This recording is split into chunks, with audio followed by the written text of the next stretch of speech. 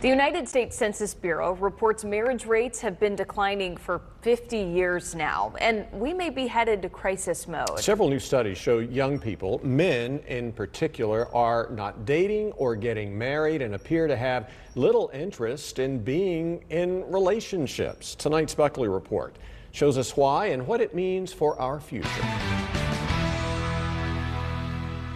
American journalist Lincoln Steffens famously wrote 100 years ago that he had seen the future and it works. What it doesn't do, apparently, is date. A new study from the Pew Center shows that nearly 2 out of 3 men under age 30 are choosing to be single, up nearly 25% since before the pandemic. Absolutely, it's a crisis. Cone health psychologist Jenna Mendelson says there are real physical consequences to a lack of relationships. We're pack animals, we're social creatures, and we need that connection with other human beings. So where are you meeting dates? Well, you're no longer meeting in the workplace or school because Me Too has said, you shouldn't sexually approach people in the workplace or school anymore. That's where people used to meet. Ariel Cooperberg is a sociologist at UNC Greensboro who studies romantic relationships. There's, the place you work and the place you live. And then there's the third place, which is where you go and have like a social life.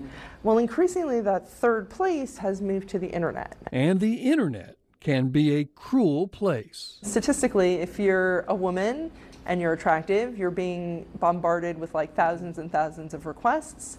If you're a man, you might be sending out thousands of requests and not getting any responses. So as we move to this increasingly like virtual world, it doesn't work for everybody. So what are the implications for this? What is this going to cost us in 20 years?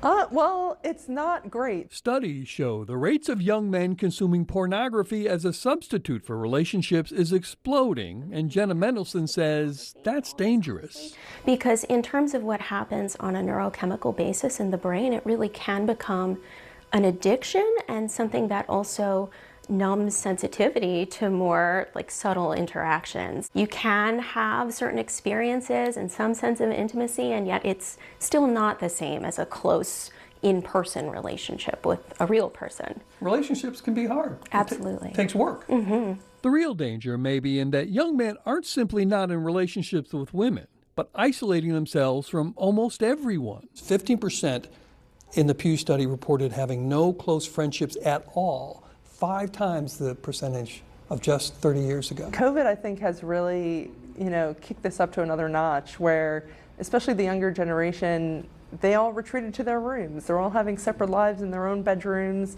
A lot of work has moved to remote work, which means you're having less in-person socialization with your work friends. Jenna Mendelson says the answer is to start small. We have research that shows that even having acquaintanceships, which is to say just people you see on a regular basis, like the barista in your local coffee shop, having those people that you just say hi to, not even a full conversation, is associated with longevity. It's actually one of the biggest predictors. Human beings, just from being around the same people over a prolonged period of time, they grow to like those people more. It doesn't matter, really. Personal characteristics don't even factor in just from being around each other. And who knows, it may turn into something truly significant. But you'll never know until you put yourself out there. Bob Buckley, Fox 8 News. The professor goes on to say another part of the problem is over the last generation, many more young women go to college than men. The concept still exists. Women shouldn't marry a man with less education, and there simply aren't as many educated men available.